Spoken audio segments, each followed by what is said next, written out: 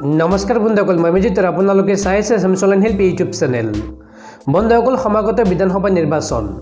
অসমত বিধানসভা নিৰ্বাচনলৈ মাজত মাত্ৰ কেইটামান দিন বাকী আছে আৰু তাৰ মাজতে আজি অসমৰ 126টা বিধানসভা সমষ্টিক লৈ অপিনিয়ন পোল প্ৰকাশ কৰিছে টাইমছ নাও আৰু চি ভোটাৰে। তেওঁলোকৰ অপিনিয়ন পোলে কি কয়? অসমত এইবাৰ কাৰ চৰকাৰ হ'ব? কংগ্ৰেছ মহাজোঁটৰ নে বিজেপি মিত্ৰজোঁটৰ? আজি মই আপোনালোকক এইটো ভিডিঅ'টো সবিশেষ জনাই দিম। খুবেই এটা গুৰুত্বপূৰ্ণ ভিডিঅ', আপোনালোকে ভিডিঅ'টো শেষলৈকে চাই থাকিব। আৰু বন্ধুসকল, যদি এতিয়ালৈকে এইটো ভিডিঅ'ত লাইক কৰা নাই তেন্তে প্লিজ এতিয়া লাইক কৰি দিয়ক আৰু এনেকুৱা ধৰণৰ নতুন নতুন ভিডিঅ' পাবলৈ চেনেলটো ছাবস্ক্ৰাইব কৰি কাষত থকা বেল আইকনটো প্ৰেছ কৰি ৰাখক, যাতে যেতিয়াই মই যিবোৰ ভিডিঅ' আপলোড কৰোঁ তাৰ নটিফিকেশ্যনো মই সকলোতকৈ আগতে আপোনাৰ মোবাইলত যায়। বন্ধুসকল, আপোনালোকে কথাখিনি অলপ ভালদৰে মন কৰিব।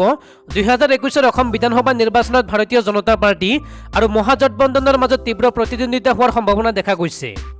টাইমছ নাও আৰু চি ভোটাৰৰ প্ৰকাশ কৰা অপিনিয়ন পোলত বিজেপি প্লাছক 67খন আসন আৰু কংগ্ৰেছ প্লাছক 57খন আৰু অন্যান্যক 2খন আসন প্ৰদান কৰিছে। টাইমছ নাও আৰু চি ভোটাৰৰ অপিনিয়ন পোলত এটা প্ৰশ্ন সোধা হৈছিল যে আজি নিৰ্বাচন অনুষ্ঠিত হ'লে কোনটো দলক ভোটদান কৰিব।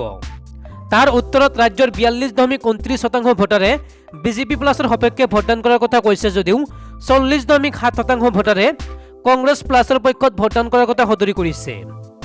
এটা কথা ঠিক যে 100+ আসন লাভ কৰাৰ দাবী কৰা বিজেপিৰ বাবে টাইমছ নাও আৰু চি ভোটাৰৰ অপিনিয়ন পোলে ভাল খবৰ কঢ়িয়াই অনা নাই। কিন্তু এই অপিনিয়ন পোলে যে কংগ্ৰেছক উৎসাহিত কৰিব সেইটো নিশ্চিত। অপিনিয়ন পোল অনুসৰি বিজেপি প্লাছে এইবাৰ 7খন আসন কমকৈ লাভ কৰিব আৰু তাৰ বিপৰীতে কংগ্ৰেছ প্লাছে 18খনতকৈ অধিক আসন লাভ কৰিব। বন্ধুসকল, আপোনালোকে নিশ্চয়তে বুজি পাইছে টাইমছ নাও আৰু চি ভোটাৰে যি সমীক্ষা আগবঢ়াইছে তাৰ পৰা এটা কথা স্পষ্ট যে প্ৰায় সমান জনপ্ৰিয় হৈছে, অৰ্থাৎ বিজেপি আৰু যি নেকি কংগ্ৰেছৰ মহাগঠবন্ধন দুয়োটা দলেই কিন্তু বৰ্তমান শক্তিশালী হৈছে ৰাজ্যত। এতিয়া লক্ষণীয় হ'ব যে আগন্তুক বিধানসভা নিৰ্বাচনত কোনে দিছপুৰৰ মচনদ দখল কৰিবলৈ সক্ষম হয়।